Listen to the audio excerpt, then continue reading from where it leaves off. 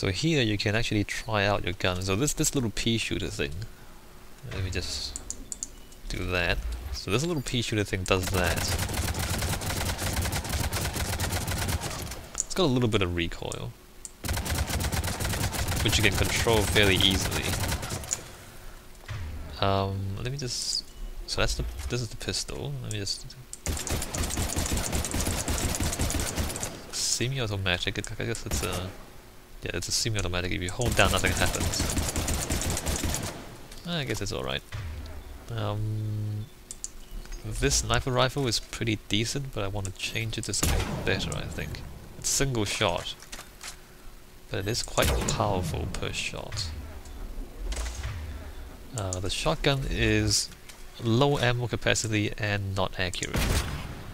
I'm not a big fan of shotguns, to be perfectly honest. And the machine pistol is actually kind of good. I mean, the spread looks like that. So if I do nothing, it does that. But you can kind of compensate a little bit. You can compensate for the recoil if you know what you're doing, right? But it's not too bad. Let me just look at my guns here. So we've got a different... Okay, here we go. So the Vindicator. A battle rifle that fires in 3-round bursts, favoured by assassins and elite mercenaries. So this thing is just a pea shooter. This thing is a burst fire. And you can see it's heavier, less capacity, lower fire rate, slightly more damage and more accurate. So let me try this thing out just a little bit. Yeah, look how inaccurate that is. I mean, it's pretty powerful. Let me just try to compensate for the recoil. No, you'd think like the 3 bursts would be accurate, but look at the recoil on that thing. That's terrible. So you kind of have to compensate every time you shoot this thing. And you can kind of spam it, I guess. But it's got less ammo too. Hold on, let me just pick up all the ammo again. 144. So 168 full. And the other one is... it is less damage. The other one is like 240 full. I'm gonna stick with the pea shooter. I'm not a big fan of the... Yeah, I feel like this thing's more effective, to be honest. What other guns do we have to play with? Like, we don't have one sniper rifle. And again, the weight affects your power recharge. Submachine gun, this one's pretty effective. I'm gonna keep this one. We can put a mod... Oh, we can put a mod on the sniper rifle too. Let me just... I've only got 2 mods, might as well use both of them.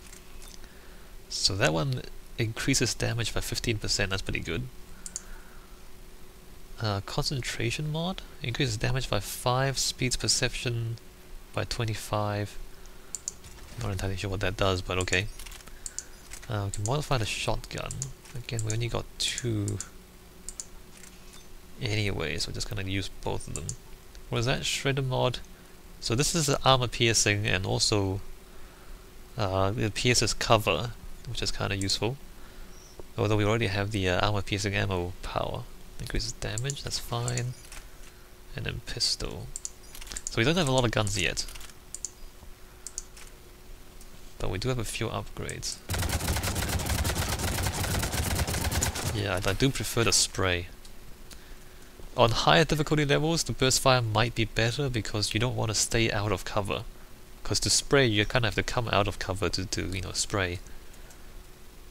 But actually, I think I played through the highest difficulty with the spray weapon instead of a more accurate but lower fire rate weapon.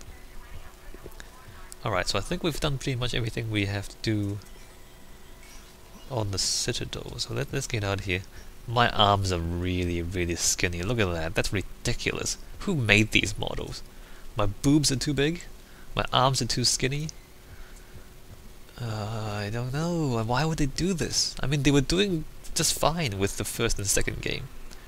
Like, they actually look like normal people, not Well, they actually look like soldiers. I guess the soldiers aren't normal people, but they actually look like soldiers. And now I just look like this. I don't know what I look like. It's the wimpy little girl. Commander, the people of the Alliance have questions. All right. Commander Shepard, Khaleesa been seen in Al-Jalani. Isn't it true that you were on Earth when the Reapers attacked? How do you justify running away while millions of people on Earth die? Is that the best we can expect from the Alliance? I came to get help for Earth. For everyone. What about all the people suffering while you play politics with the Council? What about them? How can you stand here while our families die? What are you going to do? Khaleesa, we're doing everything we can. Before they cut the feeds, there were so many dead. I'm gonna stop the Reapers or die trying, but I need your help. Keep asking the hard questions. Don't let the Council forget about Earth. I will. Thank you, Commander. We haven't always seen eye to eye, but I'm glad you're on our side.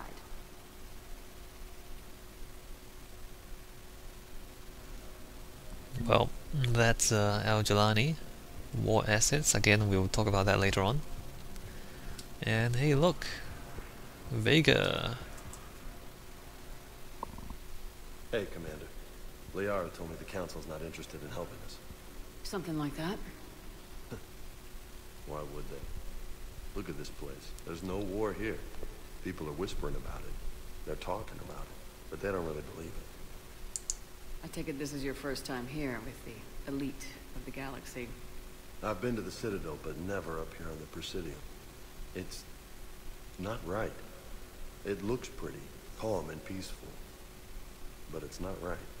It's all just an illusion. It was peaceful. Once. But was it? Really? I mean, when push comes to shove, they're just gonna turtle up. Hope it don't hit them too, right? They'd rather believe in this than face the truth. I can hardly believe it myself. Like everything back on Earth was some kind of nightmare. Yeah. That's what I hate most. It's like this place wants you to forget that. So, you still want to go back to Earth? Hell yeah, but... But? You were right. So was Anderson. We can't stop them alone. Besides, looks like you're gonna have your hands full convincing these pendejo politicians to help us. And I'm up for it. Whatever it takes. Glad to hear it. I'm gonna head down to some of the lower levels where they keep it real. You got some spare time? You should come and find me. Maybe I'll do that. Alright, so that's James Vega. He's not a...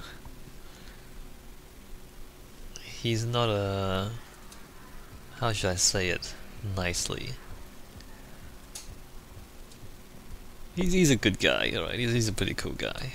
He's not really into this politics stuff. Welcome, Commander Shepard. Hooter, nope, we've done that before. Alright, let's get straight out.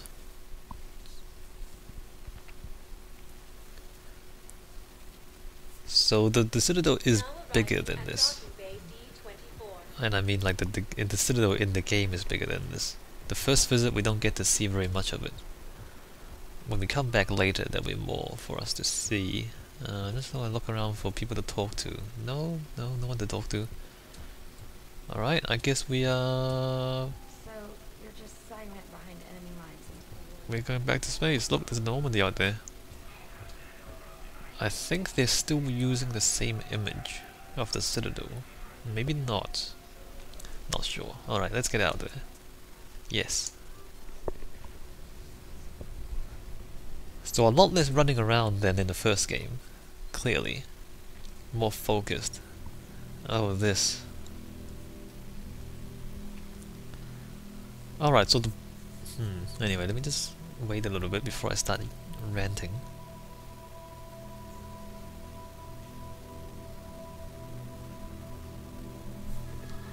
So we're in a forest and that kid is over there. So remember at the beginning of the game how we tried to save the kid and the kid says, "You can't save me." And then he died anyway because he's an idiot, because we could have saved him, but he's an idiot. So this is a recurring thing in the game. This kid.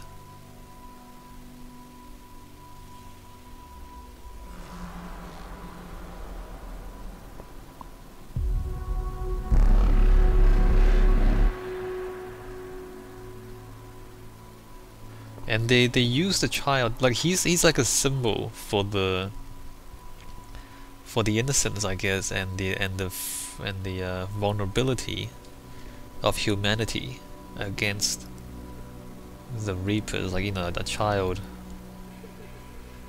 getting utterly destroyed by a giant cuttlefish. So he's a symbol, or, you know, they use him as a symbol in this story. And he's on fire. I mean, that's kind of obvious what that means. The whole galaxy is gonna be on fire pretty soon.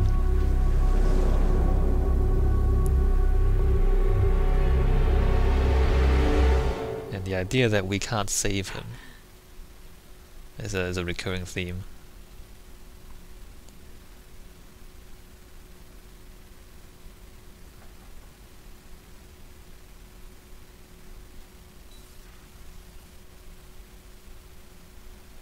Liara, can I help you? I've been forwarding the Turian Counselor information on the Prothean device.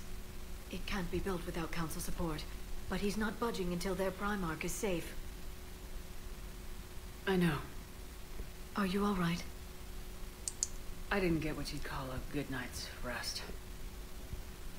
There's more to it than that, isn't there? What's really bothering you?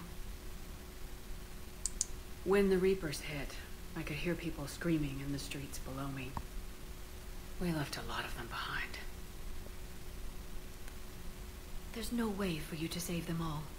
But I know you're doing everything you can, and you'll get back there in time to help. I hope you're right. Don't blame yourself, Commander.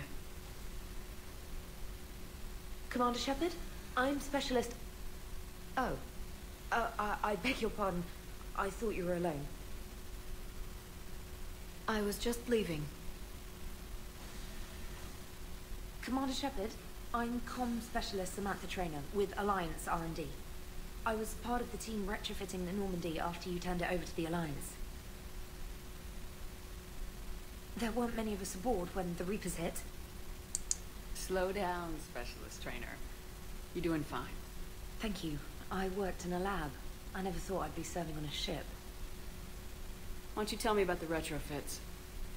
The ship's in line with Alliance regs now, and it has new, top-of-the-line quantum entanglement communicators. In fact, Admiral Anderson had intended to use the Normandy as his mobile command center. That's no longer an option. Yes, I heard he chose to stay and fight. In any event, I'm honored to serve under you, Commander. For as long as you need me, that is. They only sent me here to oversee the retrofits.